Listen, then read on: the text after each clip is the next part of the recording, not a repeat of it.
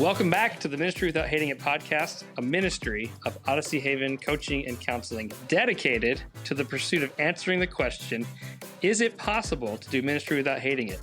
We have a theory that it just might be. I am Chad Garrison. I'm here with my friend, my partner, Brenton Hill. Brenton, how are we doing today? We are doing well. I'm awake and alive and ready to record. Wow, that's your best yet. I'm not going to lie to you. Yeah.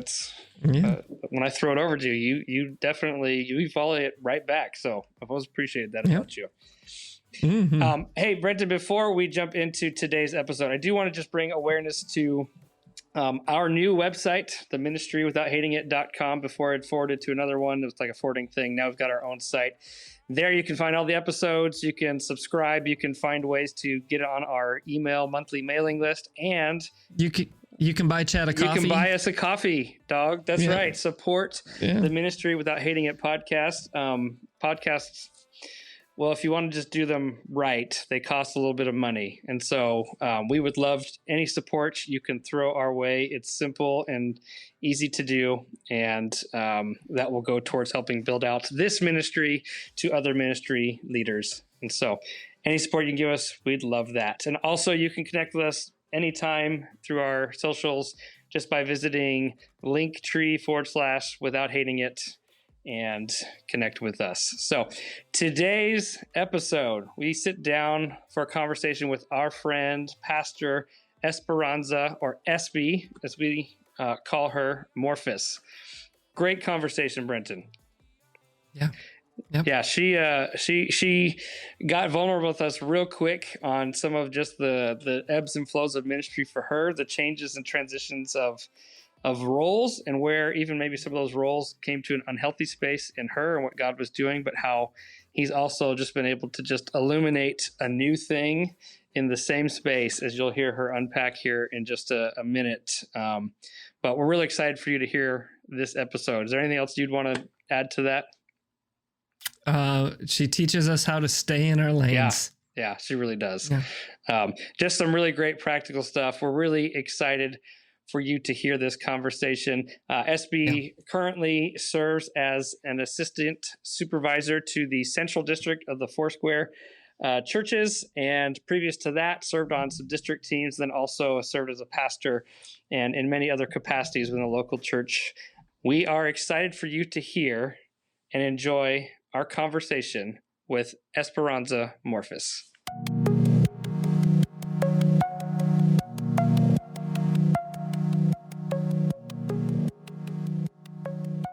Well, it's wonderful to welcome Esperanza Morphis, or Espy, as we know her, to the Ministry Without Hating It podcast. And Espy, we have started this thing with this season called the Kickoff Questionnaire, and they're just simply questions that have nothing to do with ministry but need to be asked anyway. So we've got those for you. Are you ready? Yes, I'm ready. Go for it. Let's do your first one here then. Coffee or tea? Coffee. Coffee. Okay. So tell us why you favor coffee over tea. Well, coffee I only drink when I'm sick. So I associate drinking tea because I'm not feeling well and I don't like to not feel well. So I will pivot over to coffee any day. Okay. So then side question with that, where do you consider the best coffee to be from? Ooh, I might get some haters after this, but my honest opinion, McDonald's. McDonald's. I love McDonald's. It's robust. It's strong.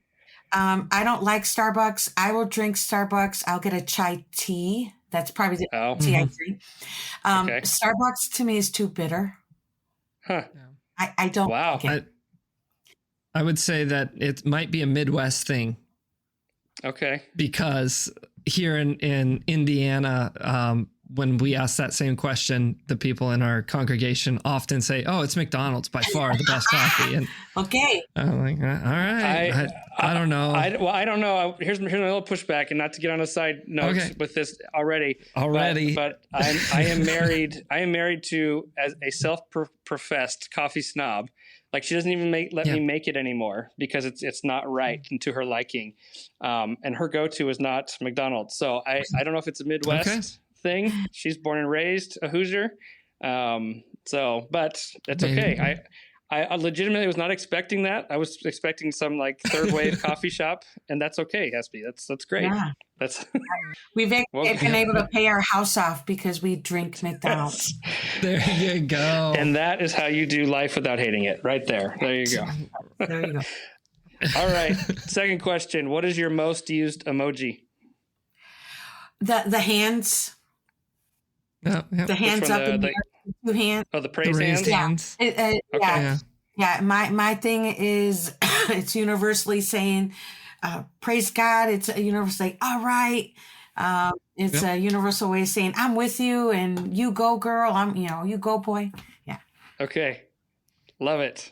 Very good. All right. Third question. What are you reading and or listening to right now?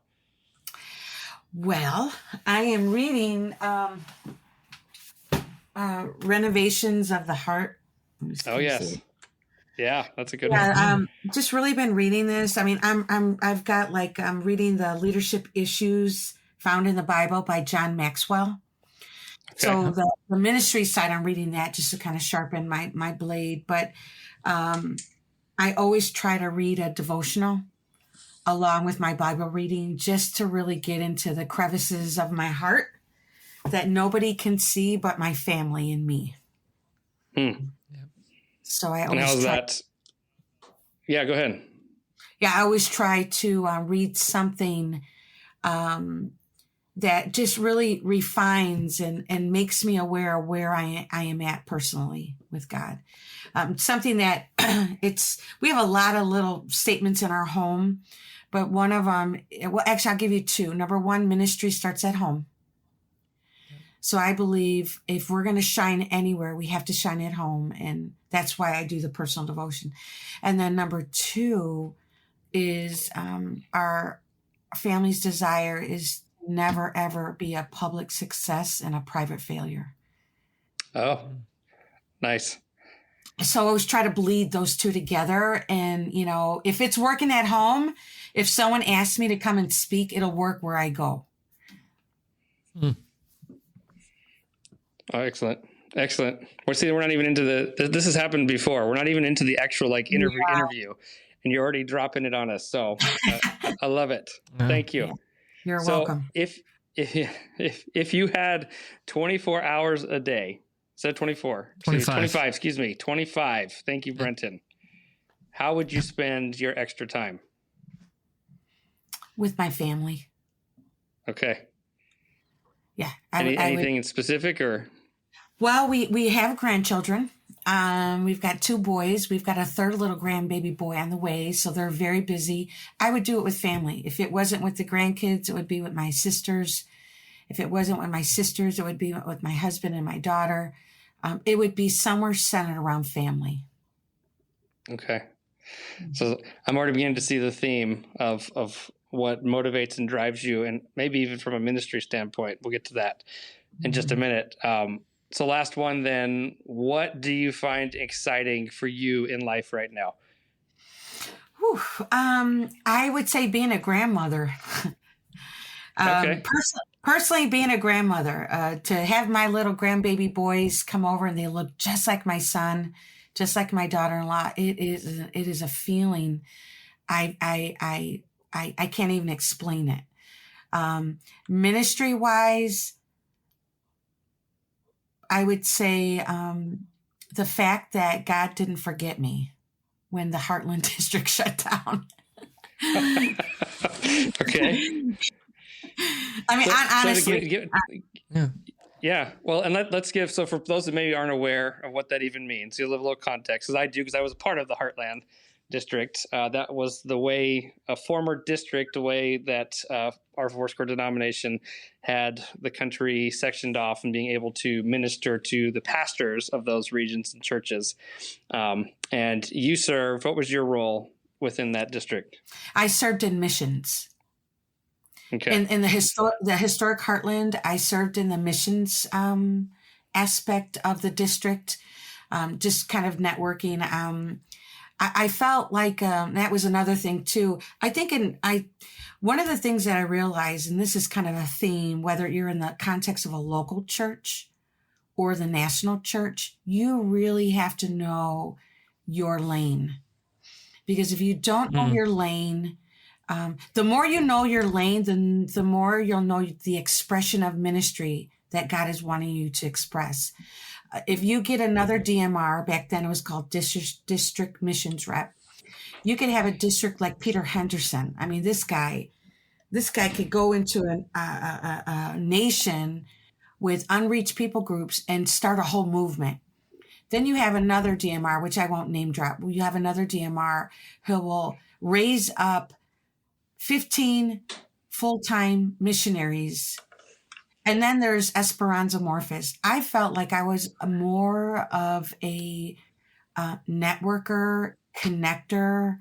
I was more of a coach as far as missions. So if I didn't understand that, I would have left that DMR role looking like I failed. But I don't think I did. I think that my part complemented and just really highlighted the missions aspect of the national church.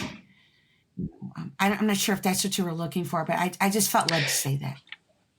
Yeah, no, I think that's really good. And I think it actually speaks to even where we would transition next and speaking specifically about ministry. But just for maybe just to kind of close the circle on that. So Foursquare, about a year and a half ago, would you say, did a realignment of the districts. And so what was the historic, it literally was historic Heartland, was something else before, but kept the same, has expanded in territory. And so those teams were either absorbed or came together, and some people transitioned and moved on.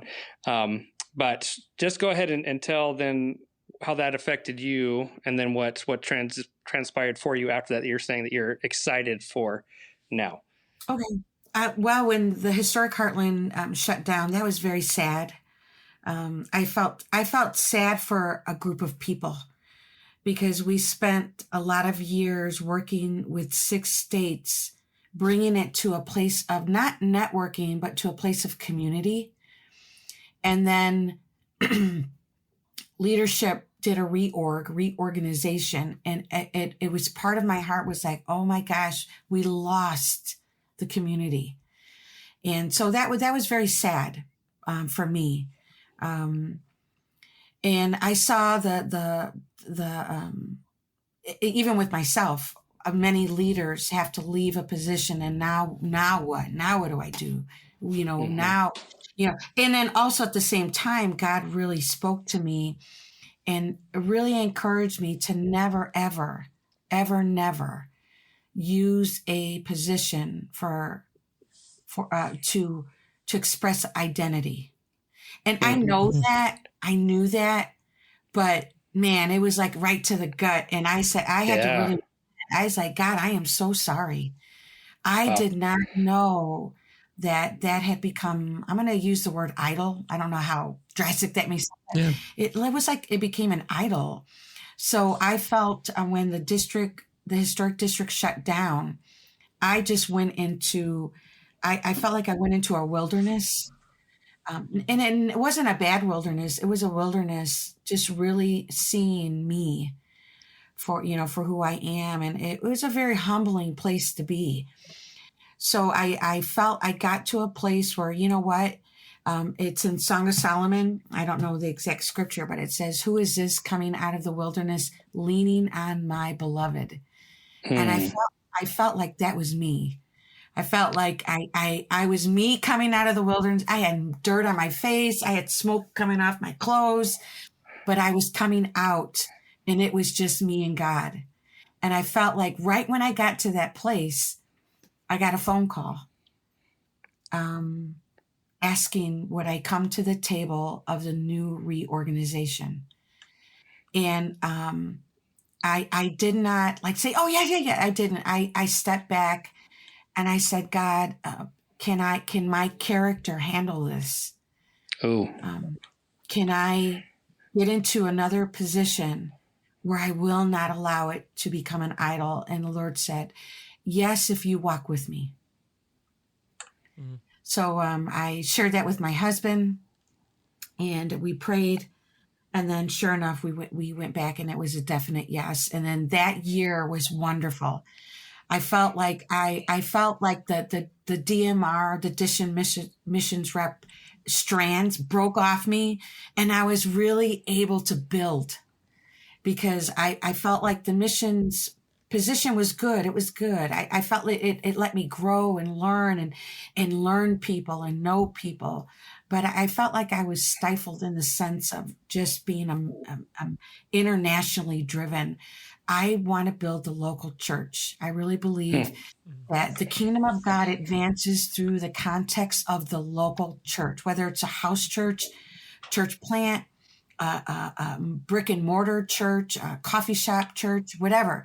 That is how God is going to extend the kingdom. And I want to be so part of that, because that's really my heart. So I felt with the regional pastoral role, that was beauty personified. I loved every minute of it.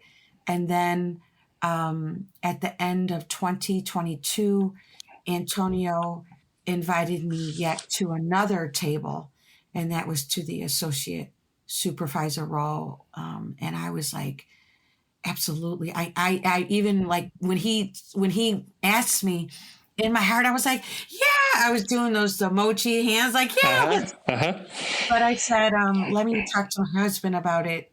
Let us pray about it, and I'll get back to you. He said, absolutely. And when I told my husband just laughed, and he goes, Espy, what did you say? I go, I didn't. I wanted to talk to you. And he goes, well, you know the answer because I do. And I said, yeah, I do. And so we did we were politically correct, and we waited the weekend.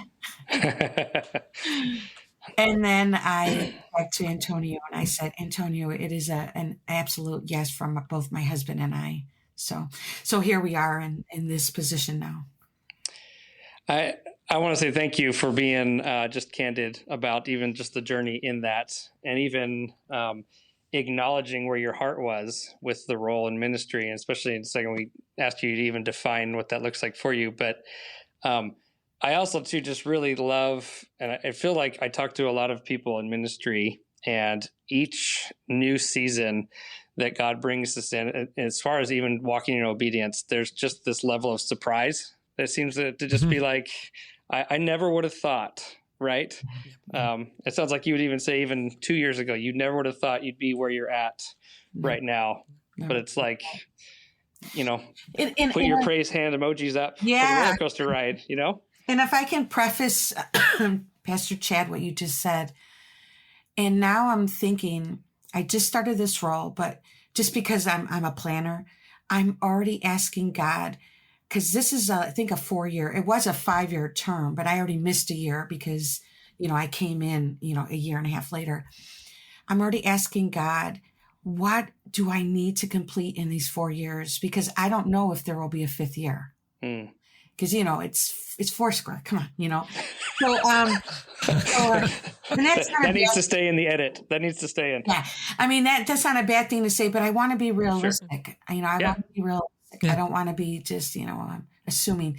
So I'm really going hard after God right now. And I'm asking him, what is my assignment in these 4 years? I know what the job description is to Antonio and to the district team, but I really believe beyond that, there's something I'm supposed to do. Yeah. And that has really been the cry of my heart. God, I want to do what if you've given me this type of, I'm going to call it a platform. I don't know what other way to put it, but I just want to do what I'm called to do in these 4 years. Yeah. One of the ways that we've been talking about it around here recently is just what does obedience look like in this season? Yeah. Yeah. It's that open-handed posture, and I love what you said, because I think it's, we can make jokes about our movement, and I'm born and raised, grew up Foursquare, so I understand. I just know the ebbs and flows, but that's also ministry. Period. You know what I mean? we've talked, frequently, even on this podcast, how we can plan one thing and tomorrow it will all change because that's ministry, right? Mm-hmm. That's life. Yeah. Yeah. I appreciate your heart with that. I just want to say thank you again for sharing. Oh, you bet. You bet. Interview is not over yet, so don't back off. Okay. Yeah. Well, I love what you said earlier. You said, know your lane, specifically when it's the season or even the assignment that you're in. So I'm curious then, and it's a question that we ask and have asked everybody. And if you want to answer it, maybe even in light of the know your lane mentality, what does the word ministry mean to you? Wow. That's a loaded question. Well, always. Yes. Always loaded. Well, ministry really is, and we're going to, of course, put it in the Christian context, ministry really is pointed and directed to the people God has called you to, but it's like twofold. You have that discipleship piece where you're moving them in to the love of God. You're moving them into the knowledge of who Jesus is, as Jeremiah says, that we're to grow in the knowledge of Jesus, to grow in the knowledge of God. So ministry is spurring another person or group on in that place of knowledge and love. But at the same time, we don't stop at the salvation. We go deeper into what we're going to call the call of God for that person. So the prong, it's like it's like a road, but it's not going one left or right. It's going in two directions. We have the discipleship piece where it's so intimate and personal with the Lord. But I'm going to call that the salvation piece. But then on the other side is the call of God piece, because we can't just do ministry where we lead people to the Lord and then we neglect the call of God that's on their life, where we actually steer them into, if they're a teacher, if they're a pastor, if they're a children's worker, if they're called to lead a management team at Best Buy, whatever it is, we're not stopping with the salvation. We're leading. Ministry is releasing that salvation piece and bringing definition, identity to it, but then also equipping them to do the work of the ministry, whatever that looks like to them individually. So I would say ministry is both. I don't think you should separate the both. I know ministry is like, we're going to serve. Yeah, you can do that. And that's good. Yes, you could serve Jesus and serve a relationship, but please don't miss what the call of God is for that person, because then I don't think we do the church justice. Mm-hmm. I don't think we're building the church. That's like they'll get saved and we'll see them for 3 weeks and we don't see them anymore. Mm-hmm. They're looking for purpose. I think about Esther. When Esther, Mordecai was grooming her and coaching her, and she got afraid. She's like, well, I don't know. I mean, the king didn't even invite me. You don't just show up to the king, but then Mordecai, he propositioned her with this statement. He said, how do you know you didn't come into the kingdom for such a time as this?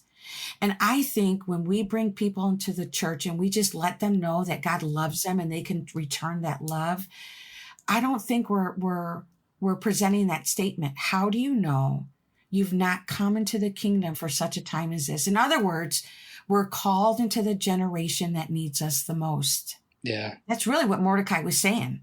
Mordecai was saying, listen, how do you know you've not been called into the generation that needs you? You've not been called into the kingdom for such this time. So this whole ministry thing, there's such a deep place to it, and all kudos to the churches who love Jesus. But I feel that we need churches that love Jesus and also understand calls of God. Yes, 100%. And I'm pausing because my brain's going in a couple different directions. What you said, because you're right, it's so rich. I'm curious if there's any parts of your journey, and even just what the little bit you've shared, and what now you're able to see from the different, even the leading leaders' vantage point that you have. What part of your journey, whether it's before or even more recent, has shaped the definition that you have just given us? Well, I would say my local church, Cornerstone Christian Center, Chicago Heights Foursquare Church. We're a Foursquare church. I too, I love Foursquare. It's because of Foursquare, I am been developed and shaped in who I am. Our Foursquare church, is not a pastoral model. We have, our senior leader, Pastor Greg Howse, tremendous leader. I mean, this guy he's a spiritual father. I've had the honor to sit under his direction, his guidance, his fatherhood, his parenting, his pastoring, but also his prophetic voice. And Pastor Greg has always seen that fivefold model in Ephesians: the apostle, pastor, prophetic, evangelist, pastor, teacher. So our church has always been driven by that 5-point model. So I'm not a product of just a pastor looking at me and grooming me with just that pastoral piece. Pastor Greg has groomed me with the prophetic and apostolic piece too, where God is not a monument, he's a movement, where God can speak today and it doesn't have to be weird. Yeah. Because I think a lot of Foursquare churches, they like, because it's been too weird and it's been too harmful and it's hurt too many people. But if you can raise up a company of people who can identify the true prophetic and at the same time make it accountable, I think it can be really healthy. And that's the house I've come from. So the word it keeps coming, you've already used it once, that I love, it really sounds like it fits, is equipping. It's equipping. So, do you know the motto of our church is equipping people to lead? Really? That's the motto of our church. We equip people to lead. So that means we equip leaders to lead, but we also equip a mother to lead in the home, a father to lead in the home. We equip the manager to lead IBM. We equip the nurse to lead on the cardiac unit floor. Because, we're all called to be leaders on different levels and capacities. So, yeah. I love that. I love it. That's good. So I think I might know this just based on what you said, but then how would you, and this has been kind of more of a recent question. I'm just really curious how ministry leaders view this, but how would you define then success in ministry? As I'm going to go Bible. John says that it's that Jesus is the vine, we are the branches, and we're called to bear fruit. So in other words, I'm going to put it my term is, if you abide with Jesus, he'll teach us how to bear fruit. Yeah. So to me, success is being fruitful and having fruit that remains. Mm-hmm. And if you're going to use the context of that vine, if you think about a vine, fruitfulness is also, you have enough character to sit there when God prunes the vine. Oh, pull that out for us. That's really deep. But go ahead, pull it out. Because when you have leaders, like you look at the historic heartland, because we can all identify with that. If we had the historic heartland, and we feel like we were successful, and then some group of leaders come and choose to remove it, we could have easily said, I'm done.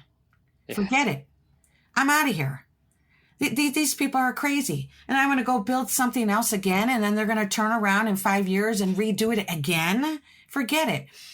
Character keeps you... Character invites you to the room, but maturity keeps you in the room. And I feel that when Jesus comes in and he prunes, like he did with the Heartland District, He said, okay, National Church, I'm going to do a little bit of pruning, but I'm going to prune because when God prunes, it's only so we can bear more fruit. That's that naturally. You prune a tree so it can bear more fruit. Well, God does the same thing. So, what your question was, what does fruitfulness and product? Yeah, it really is to bear fruit that remains, but to also sit there when God is pruning you, when he does cut a position away, when he does have the biggest giver of the church leave your church, when he does have maybe your most strongest leader in the house leave, you're unbothered outwardly. Inwardly, you could be screaming, but you still don't move. So, all right, I'm just going to go full on confession here. All right. Cause you're convicting me, and we'll leave the Foursquare stuff out of it. Cause I've got Jesus has been dealing with my heart in a long way. I am curious for you and maybe if you could pass along, cause this is ministry without hating it. And I know what that feeling is like. You said things were going good, or like, all those situations that you just listed that God prunes. And it's one thing for us to go, I mean, I even preached on that recently. Like, the Lord prunes back to greater fruitfulness, but like to believe it and actually practically walk that out as a ministry leader. What do you do, or what do you even maybe coach and mentor others to do in those scenarios so that this can be something that I can actually allow God to, let happen? Yeah. Well, you can read books, which is good. But I would say that I think it's Ephesians 6:10 to be strong in the Lord and the power of his might. To me, that is saying that what do you do when you go through disappointment like this? Where do you go to? You can go to a book, but it has to start from the inside. The strength has to come from with you. I mean, when that Heartland district, I was really disappointed. I shed tears. I shed tears of sadness, disappointment. I was mad. I was angry. I was like frustrated. So it was the wrong kind of tears, but it was also the tears that attracted God, because in those tears, I made it a prayer. So the way you move through those, you have to talk to God more about that disappointment than you do anybody else. I mentioned it one time to my husband, how disappointed I was, and that was it. He never heard another word until Antonio came to me and asked me to be part of that regional pastoral team. Because I just stayed with God. I just went to God. I stayed with God. And, and then after I got to a place where I felt, a little bit stronger, then I started reading books. I would get books on how do you handle disappointment, because I was really disappointed. Yeah. But how do you go through it? Really, it has to be you have to have a personal victory. If you don't have a personal victory, I don't think that you'll have something that will last. I don't think you will. I think that if I didn't have a personal victory, I would have been satisfied with somebody calling me and saying, Espy, can you come and speak at my church? And I would have done it just because I always want to build people and build wherever. But that would have been my 5 minutes of fame. No. I think I need a moment. I'm sorry. It's hitting me in a space of, because I've actually even had, I'll just use myself as an example, and I'm sure maybe other ministry leaders can relate, that in those moments of disappointment, my go-to sometimes is to complain. And you even used your husband, and I allow, I recognize that there are safe spaces, but for you, that's even some of the temptation to avoid of let this be outwardly, whereas you were saying, no, I need to go inward with Jesus and allow him to minister to that space. Yeah. And you know what, like Pastor Chad, when you show up, what people see is what they get. So like you can do this off the chart 3-point sermon, man, the Spirit of God falls, but nobody saw what it took for you to get that message. Nobody saw the prayer that you put in. Nobody saw that. You know what? but what they did glean from your time of prayer and studying, what they did glean is what came out of you for those 30, 35 minutes. And then that's it. It's over, and I really feel that God wants to raise up a people who are willing to invest in that private time. Yeah. Because it's like right now, what if Foursquare calls Chad, calls Brenton, says, hey guys, I heard about your podcast and we want to give you 10 minutes on Connection platform at 2023 Connection. So really what's going to happen is the world is going to hear 10 minutes of where you've been, but really what it is, it's going to be 10 minutes of your blood, your sweat, your tears, your sacrifice. You're still showing up when you didn't feel like showing up, wondering how this is going to go. The podcast that you've done that probably didn't go the way you want. They're going to gather all that and we're going to hear it for 10 minutes. And to me, I just feel that the way you make those 10 minutes and where you shake the world is when you allow God to shake your private time in prayer. You allow God to shake your private time in study. You allow God to shake your private time when you want to say no and God wants you to say yes.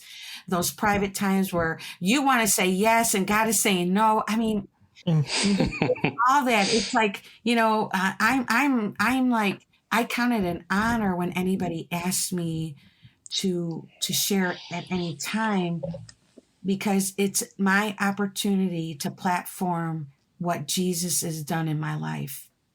If I ever get to a place where it's all SP personality, shut me down. Turn that. Yeah. Just pull the plug, shut it down. I don't want it. I don't want it. I don't want it. I don't want anything to do with it. I want people to get so hungry for God, to get so closer to God just because of what the 2 sentences I said, That's just, I feel that that's what the world needs right now. That is so well said and articulated. I just want to say thank you for sharing that. It speaks right to me. Well, amen. Amen. Brenton, I've asked a lot. Do you want to ask one else? I was just going to say, like, Chad's like, hey, is this in the line? Are they going to ask him to present for 10 minutes? Hey, you know what? You never know. My another motto is stay ready. You don't have to get ready. Just stay ready. That's good. It's amazing what happens when you're just obedient to what God's calling you to do. The opportunities that do and don't come up because of your obedience, or even the opportunities you lose. I was just listening to a guy today talking about he lost television time for major networks because of his convictions, and the Lord said, nope, don't sign that contract, and it blackballed him. So yeah, just your obedience can move you to places, but it opens other doors. So. Yeah. I wonder if we could go back to, because you've talked really well about, like you said, if you want to shake, I love what you said there. If you want to shake the world, you got to let God shake your private time with him first. If you can, maybe connect that to what you had mentioned earlier, because I also think that's important as we talk about obedience, but then also even in the pruning and the seasons that we don't like when it comes to the phrase that you said, know your lane. Because I feel like that's something that there's maybe more to that behind what you're saying with that. Well, our church, Cornerstone Christian Center, is probably it's the only church I've known. We are a house of leaders. So we I don't know why, but our house attracts leaders. Like, we'll have leaders that lead at really mega strong churches, and they'll leave that church and come to our house. So we're like, what do you do with this strong leader? We really help the leaders understand their lane. because when you have a group of leaders in one room, it's very intimidating. Like I sat on the board for like a second, probably for that year and a half. And I didn't realize how dumb I was until I got in that board. I can really be honest with you. I talk about intimidation, and I was like, God, I do not belong in this room. You have got the wrong person. So I had to really, really process that, and God had to really kindly and gently move me to the fact that your lane is centered around what God has placed on the inside of you.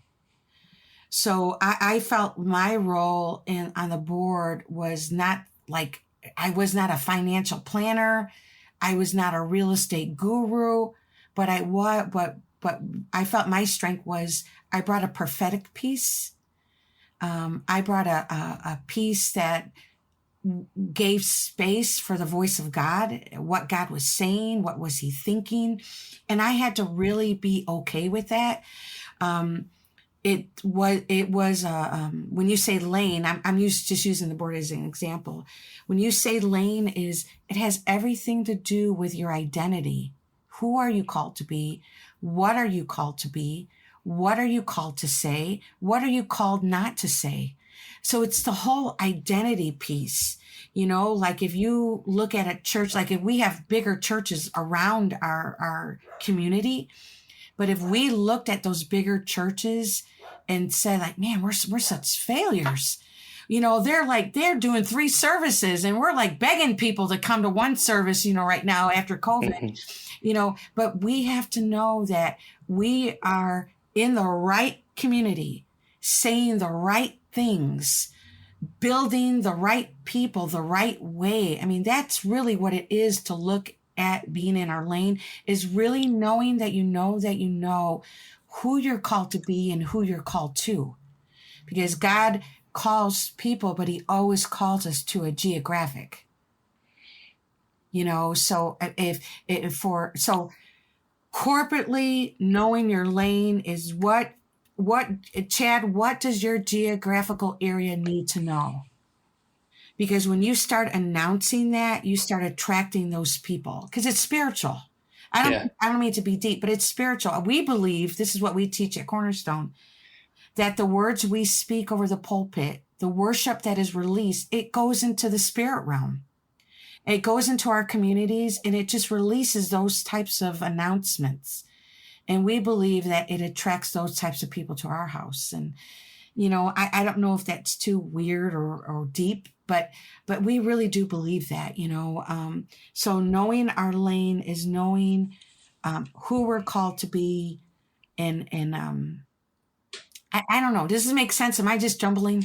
No, this makes perfect sense. And it's, you know, it's something that I continue to also hear from others as well, is that when it comes to even my ministry context, and even I'll just be honest, even enjoying it, right? If I'm trying to fit a mold or an expectation or a model or whatever that is not true to my identity, or to even, like you said, geographically the context that I'm in, I am going to hate what I'm doing. And maybe that turns into self-hatred, hatred towards my creator. I mean, I get all of that. So I 100% understand what you're saying. Yeah. The lane is big. Knowing your lane is big. You know, even in, and again, I'm going to revert it back to the house. If I, as a wife, can really understand my lane as a wife, you know, then I'll understand how to be a mom, grandma, you know, all the family hats, you know. Then when I go to my local church, they get the overflow of me really understanding my lane. You know, I'm married. I'm not looking to be no husband. I have a husband. I don't need to be the man of the house either. You know, I can easily submit myself, you know, to my husband's, you know, leadership, you know, and out of respect for that, I can easily submit to my role as a mom to my son and daughter, grandma, you know. So I just feel that if we can just get the simple things at home, it can explode in the local church. in ministry, it seems like, I've heard that saying, stay in your lane, so many different times, different ways. You have expectations from other people, though, that often try and pull you out. And then you have your own expectations of yourself that also pull you into other directions. How do you navigate some of those to determine this is what, and how do you say no to the things that would pull you out? Well, I would say one of the biggest things with that is don't be afraid if people don't like you. Mm-hmm. Like that people pleaser thing, because there will be people who will try to put you in a lane. And I'm like, you know what? I don't really feel I'm supposed to be doing that. I don't, so that's going to be like, are they going to be upset with me? Are they not going to like me? Oh, and I'm just going to go ahead and say yes. So I don't have to deal with all those emotions, so that's one side of it. What was the other side of your question?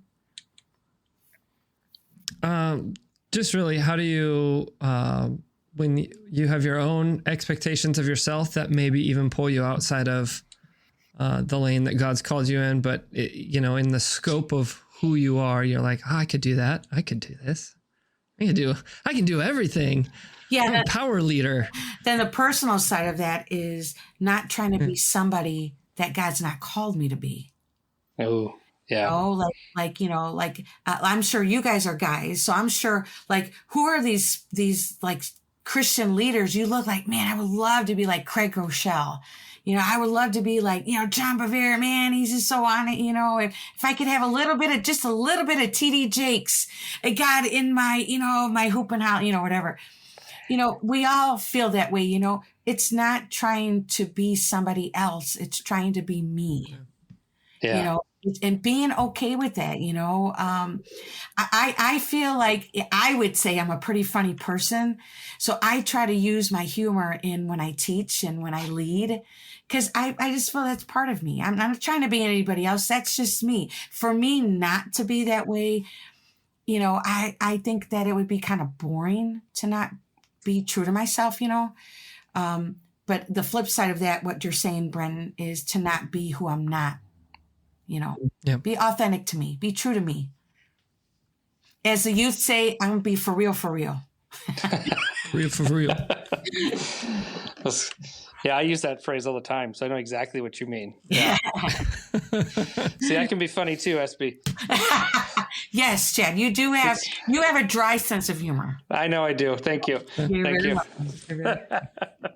No, I love that. And I think that is what draws people to you, and even other leaders, is that they do see, you're your authentic you, and you're not going to be anybody else.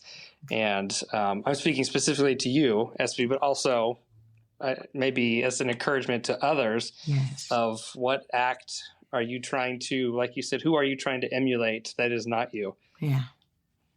That's really, really good. Yeah. That's really good. Yeah. I'm curious, when you think of the ministry leaders that you get to serve now, and just kind of looking out, that can mean your local context, or maybe even now that your platform, as you mentioned, has been expanded to more of a district and even regional. What are some of the things that burden your heart for them right now? Oh, gosh. This after COVID, man, we've got so many disappointed leaders, senior leaders. They're hurt. They feel they're offended. They people who they felt were really by their side before COVID, they're not there anymore. So my burden for leaders right now is to help them see that God can do a new thing in the same place. Because it's like, well, maybe we should just shut our church down and go plant on the other side of town. But I really believe God can do a new thing in the same place. I really believe it. Oh, okay. So you've hit a trigger, and I'm going to say it's a good trigger, because my wife Lindsay, she was Foursquare ordained back in October, and that was actually one of the words that was given to her by our supervisor's wife, Nina, And she said that she felt like God was saying he's going to do, what did you say? A new thing in the same place. So can you unpack that even more, maybe for those? I'm going to just give a little testimony. Yeah. We live in Illinois. Our dream for the last 3 years is to move to Indiana. We want to be Indiana Hoosiers. Yeah. Go Indiana. There you go. All right. We want to be closer to Brenton. So we want to. Yes, come on. So I want to be closer to Brenton too. Yeah. So the Lord has geographically moved me. Yeah. So we've been praying, saving for 3 years. Indiana. We do real estate. We own our own real estate. That's our business. We have a family business. And my husband was rehabbing a home 4 blocks from our house in Illinois. That was a ranch because we wanted to downsize. We wanted to get a ranch and just do all kinds of stuff. And my husband was renovating a home that had everything we wanted. And I was walking my dog and the Lord said, what if you took that house? I said, no, I don't want that house. We want to move to Indiana. And the Lord said, this is what he said. He goes, could I not do a new thing in the same place? And I said, God, you can do whatever you want to do. You're God. And I didn't hear anything else. Came home, told my husband what God had said. And my husband was like, well, what do you think God meant? And I go, I think he's saying, do we want to buy this house 4 blocks from where we live? So the more and that was it. We just kind of dialogued. I left it alone. I just began to pray about it. And long story short, the Lord invited us into a conversation and said, you could take the house. You don't have to, but I'm giving you an opportunity. So what we did was we took all that money. We took that home. We renovated it from the front door to the back door, put everything brand new, everything we wanted, sold our home. Now we are mortgage free. Oh, wow. So the Lord said, can I do a new thing in the same place? And the Lord was saying, it was a conversation. He goes, I know it wasn't in another state. It's in the same place, but I can do a new thing if you let me. I didn't know the new thing was to be mortgage free because I'm like, we're too young to be mortgage free. Aren't you mortgage free when like you're 80 or 70 or something? We don't think that way. Right. It's not something that's taught in our society. Right. Yeah. So he was saying, I didn't know God's new thing was to make us debt free. Wow. So God can do a new thing for a pastor in the same church. What does that look like? In my context, it was mortgage free. In a pastoral context, it could be where God is going to send brand new people who own businesses and they're extravagant givers. I don't know. Right. It could be someone who developed a whole curriculum for a whole school district, sends them to your church, and now is going to help you put a whole new Sunday school curriculum. I don't know. But I do know it's God's new thing, and it's going to look different to each leader. Those pastors and leaders that you're talking about, you have a burden for. Would you say that this is the word, maybe, that you feel the Lord has given to you for them? This is the word I've been sharing since last October. Okay. And what I do is I start with this word, but somehow, somewhere, God always shifts it and it makes it tailor-made for that house. That's good. Mm-hmm. That's good. So, and I will maybe just to draw back to what you said earlier, you get that word and then that tailor-made in the private space, in the quiet time. And so perhaps leader friends, right? Instead of complaining about what isn't anymore or what should be and all of that, maybe it is taking the step back to the private space to allow God to shake you inwardly, right? To prune us back, maybe. Yeah. Yeah. That's so good, SB. Thank you. You're so welcome. You're so welcome. And again, we didn't see that coming. And so now we live 4 blocks away. But I'm going to tell you, this is the most peace. I have a lot of peace. Yeah. Well, and you can also visit Indiana anytime you want to. It's literally right next to you. And my sister lives in Indiana, so I can just go sit in her living room and feel like a Hoosier. Perfect. There you go. Yes. Yeah.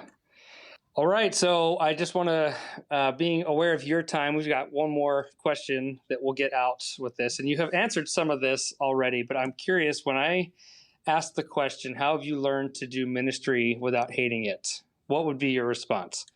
What I do, I did, like what I'm doing now, I did before the Heartland District even identified me.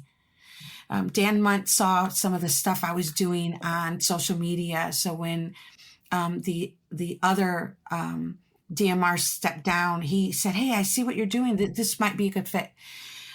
Before, that I was doing this at my local church context for free. But I did it because God called me and because I love God. So the way I'm going to continue to do this with or without a position is because I love God and I just want to do what God has called me to do. So the love hate, I would word it high points and low points. I would word it happy places and extremely points of disappointment, but I would just say it all stems to just really being connected to God. I was a happy single and I'm a happy wife. In other words, I had God when I was single and I have God when I'm still married. And so it's just really just loving God. That's great. Well, and it draws back to what you've said from the very beginning. It's in that quiet space. It's in the knowing him and his voice. Yeah. Mm-hmm. It is really, God is real. And I just graduated. I did my MDiv from Indiana Wesleyan Seminary, 3-year program. We lost 6 family members. I mean, mother-in-law, brother, sister. I mean, it was just, and I've come out of that with this one statement. I'm so glad heaven is real. Yeah. Yeah. And that's it. And God is real. And, if God is not real, then I'm the biggest fool, and I'm okay to invest in that. That's great.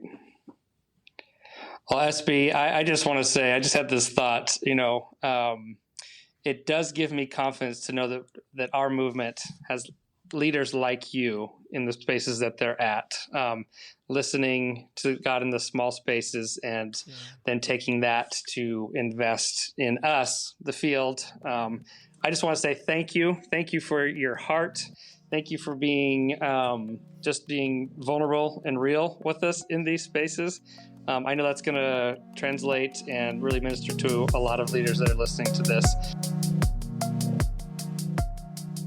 Well, thanks again for joining us for this episode of Ministry Without Hating It. We hope that it's helped you take one step further towards loving what you do more through the wisdom of others. We want to again thank today's guest, Esperanza Morphis.